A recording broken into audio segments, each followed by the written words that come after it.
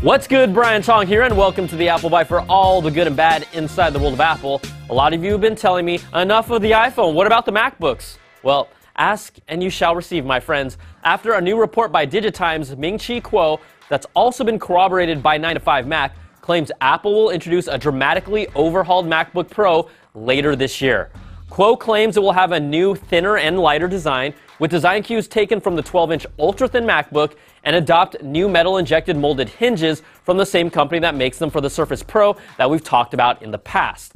The new MacBook Pros will also support Touch ID and bring a new OLED display touch bar above the keyboard.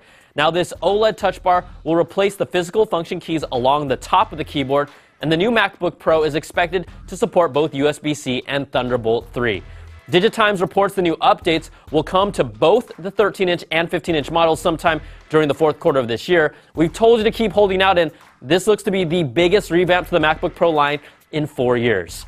Now, in another report, Digitimes claims a new ultra-thin 13-inch MacBook will be coming in the third quarter of this year, expanding the line to include both a 12-inch model and a 13-inch model. Now, the current 11-inch and 13-inch MacBook Airs could transition to become the budget laptop for Apple's lineup. Yes, $899 for a budget laptop, with the new MacBook Pros representing the feature-packed model and the MacBook Ultra-Thins becoming the super portables that were once occupied by the Air. See, in a world of Apple, you go from the best to budget in just a few years, and that's a sad apple.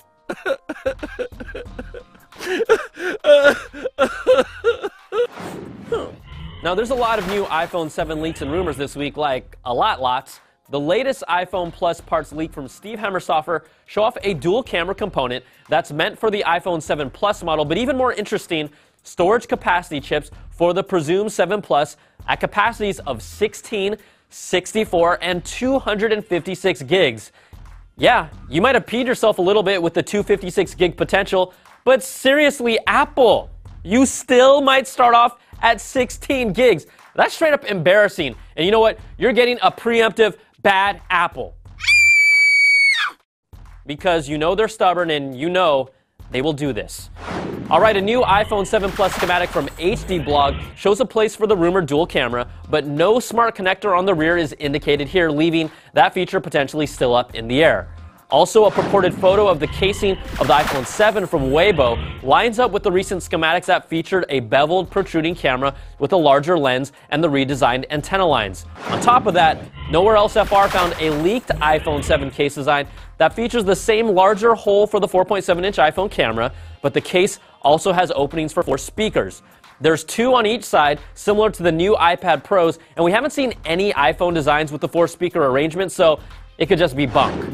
And the Taiwan Economic Daily News reports Apple has told its supply chain to produce 72 to 78 million units of the iPhone 7 for its launch. That would make it the highest launch target since the 6, and clearly they believe that this phone is going to be a big deal. Tim even said on CNBC, it's going to give us things we can't live without. So all of that is a day in the life of the iPhone 7 leaks and rumor mills. And here's a fun one. At Startup Fest in Amsterdam, Tim Cook was asked if he knew where and when the first iPhone was invented.